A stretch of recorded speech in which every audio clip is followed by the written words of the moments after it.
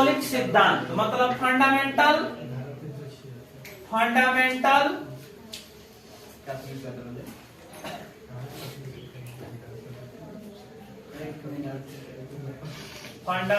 Method of classification.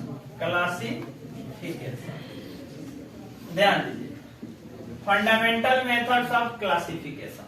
चलिए, अब कहने का अर्थ है, इस पॉइंट को बढ़िया से समझिएगा। फंडामेंटल मेथड्स ऑफ क्लासिफिकेशन मतलब कहने का अर्थ है हम किसी जीव को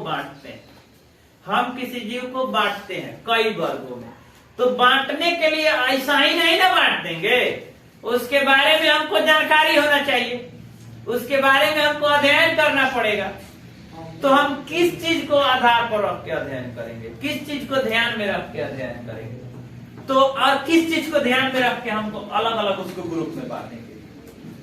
मान लीजिए हमको दे दिया गया 10 को जानवर, उसमें गाय है, भैंस है, बछड़ा है, आपको डियर हिरन है, शेर है, बाघ है। अब इसको बोला गया कि वर्गीकृत करिए, तो वर्गीकृत कैसे करेंगे? सबसे पहले हम उसको देखेंगे, उसके लक्षण को देखेंगे, हर चीज को देखने के बाद उसको पहचानेंगे, तब ना उसको वर्गीकृत करेंगे अलग अलग वर्गों में कि यह शाकाहारी है, मांसाहारी है और ये सर्वाहारी है, चाहे कई सारे रूपों में वर्गीकृत करेंगे। तो सबसे पहले वर्गीकरण करने का कुछ नियम होता है, उसी को हम लोग बोलते हैं मौलिक सिद्धांत। उसको क्या बोलते हैं? फंडामेंटल मेथड, मौलिक सिद्धांत, जिसमें सबसे पहला पॉइंट होता है पहचान, आइडेंटिफिकेशन। सबसे पहला पॉइंट क्या होता है? पहचान, आइडेंटिफिकेशन। सबसे पहला पॉइंट क्या होता है? पहचान, मतलब आइडेंटिफिकेशन। सबसे पहले उसका पहचान किया जाता है, उस जीव को पहचाना जाता है कि ये जीव किस प्रकार का है, और उसके बाद ही ना उसको वर्गीकृत करेंगे। मान लीजिए हमको किसी जीव को आप वर्गीकरण करने के लिए दिए हैं, उस जीव के बारे में हम जानते नहीं करते हैं, तो उसको वर्गीकृत कैसे कर सकते हैं जी? तो जानने के लिए सबसे पहले उसको पहचानना पड़ेगा। तो पहचान तो आप लोग समझ सकते हैं, कैसे पहचानेंगे कि जीवों के द्वारा उत्पन्न किए जा रहे, चाहे जीवों के द्वारा प्रदर्शित की जा रहे लक्षण को ध्यान में रखकर या लक्षण को देखकर हम जीव को क्या करते हैं? पहचानते हैं। उसके द्वारा प्रदर्शित किए जा रहे लक्षण को देखकर हम जीव को पहचानते हैं। तो पहचान में यही हो जाएगा कि जीवों को हम क्या करते हैं? उसके लक्षण को देखकर पहचानते हैं। जैसे देखिए, हमने गाय को कैसे समझ लिया कि शाकाहारी है? हम देख रहे हैं कि गाय सिर्फ साग खा रही है, उसको मांस दीजिए, नहीं खा रही है। हम देखे कि नहीं देखे? हमको उसके लक्षण से पहचाने। कौन चीज से पहचाने? लक्षण। इसको क्या बोलते हैं? सिम्पटम्स। सिम्पटम्स को क्या बोलते हैं? लक्षण। इंग्लिश में हम लोग बोलते हैं सिम्पटम्स और हिंदी में लक्षण। तो हमने क्या किया? लक्षण देखा और लक्षण देख करके उसको पहचाना, और तब जो है उसको पहचान करके अलग अलग ग्रुपों में रखे। कोई दिक्कत यहाँ तक किसी को? और लक्षण से, अब जैसे देखिए, आप डॉक्टर के पास जाते हैं इलाज कराने, डॉक्टर के पास, तो डॉक्टर आपका इलाज सबसे पहले किस तरह करता है? लक्षण ही देख करके ना। आप लोग को बताए भी थे। मान लीजिए आप डॉक्टर साहब के पास जा रहे हैं, आप बोल रहे हैं कि डॉक्टर साहब बहुत ज्यादा पेट दर्द हो रहा है, बहुत ज्यादा पेट दर्द हो रहा है, तो डॉक्टर साहब क्या करेंगे? पेट का इलाज करेंगे, उसी के अकॉर्डिंग ना आपको बताएंगे, उसी के अकॉर्डिंग सलाह देंगे, उसी के अकॉर्डिंग मेडिसिन देंगे।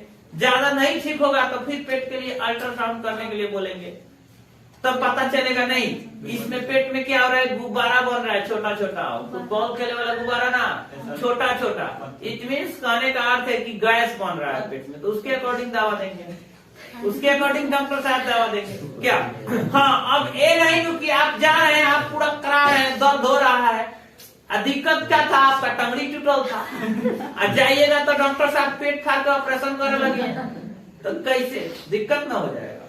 तो कहने का अर्थ है डॉक्टर साहब पेट का इलाज पेटे के समय करते हैं, पैर में दर्द हो रहा है तो पैर का इलाज करते हैं। कैसे? लक्षण से पता चलता है कि आपको पता चल जाता है मेरा पैर दर्द हो रहा है, तो आप डॉक्टर साहब से जाते बोलते हैं पैर दर्द हो रहा है, तो इसीलिए पैर का इलाज होता है। आप बोल रहे हैं नहीं पेट दर्द हो रहा है, तो पेट का इलाज होता है। ये सब लक्षण के द्वारा होता है। तो हम लक्षण को देख करके जीवों के प्रकृति को पहचान लेते हैं, तब हम जीव को वर्गीकृत करने में हमें आसानी होता है। कोई दिक्कत? चलिए होता है नामकरण, दूसरा क्या होता है पॉइंट नामकरण। इसको बोलेंगे नेमिंग बोल सकते हैं या नोमेनक्लेचर बोलते हैं।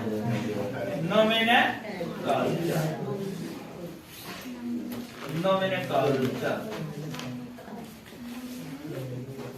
देखिए बाबू ध्यान दीजिए, मौलिक सिद्धांत में जो फंडामेंटल मेथड्स होता है किसी जीव को वर्गीकृत करने का, ये दो पहचान और नामकरण, मतलब आइडेंटिफिकेशन, उसके बाद उसका नेमिंग, मतलब नोमेनक्लेचर इसको बोल सकते हैं। कहने का अर्थ है उसको पहचानेंगे फिर उसका नामकरण करेंगे, उसको पहचानेंगे और उसका नामकरण करेंगे। जरा सोचिए कि सबसे पहले वह व्यक्ति जो कुत्ता का नाम कुत्ता रखा, गाय का नाम गाय रखा, बाघ का नाम बाघ रखा, मानव का नाम मानव रखा, कैसे रखा होगा? कैसे रखा होगा? तो कैसे रखा था? लक्षण को देखा था और पहचाना था, उसके बाद उसका नामकरण किया था।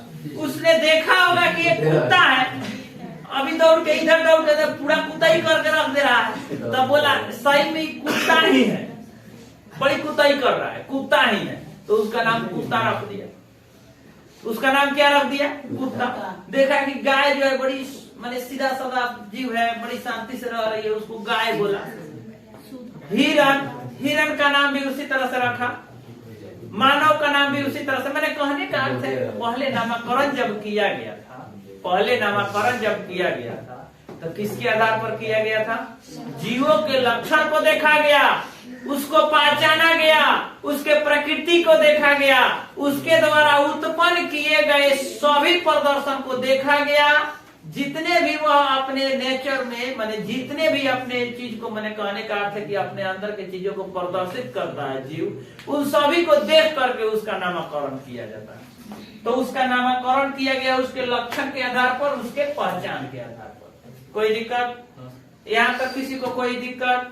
ये दोनों पॉइंट को अभी हम समझाते हैं। एक बाद है आपको द्विपद नामकरण सिद्धांत, बाइनोमियल आपको नोमेनक्लेचर सिस्टम।